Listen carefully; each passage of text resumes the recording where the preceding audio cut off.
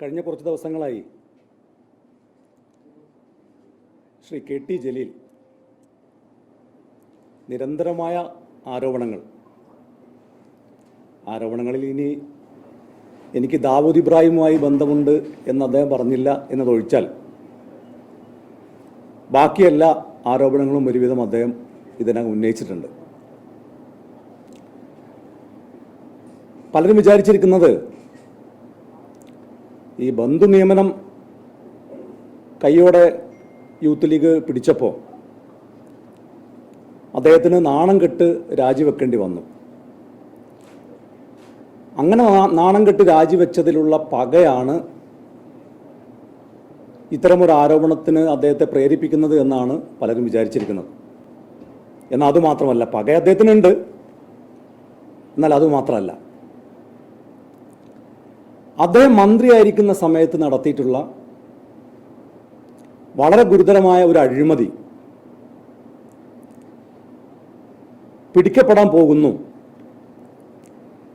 അത് പുറത്തു വരാൻ പോകുന്നു എന്നതിൻ്റെ വെപ്രാളത്തിലാണ് അദ്ദേഹം ഇപ്പോൾ എനിക്കെതിരെ നിരന്തരമായ ആക്ഷേപങ്ങൾ ഉന്നയിച്ചുകൊണ്ടിരിക്കുന്നത്.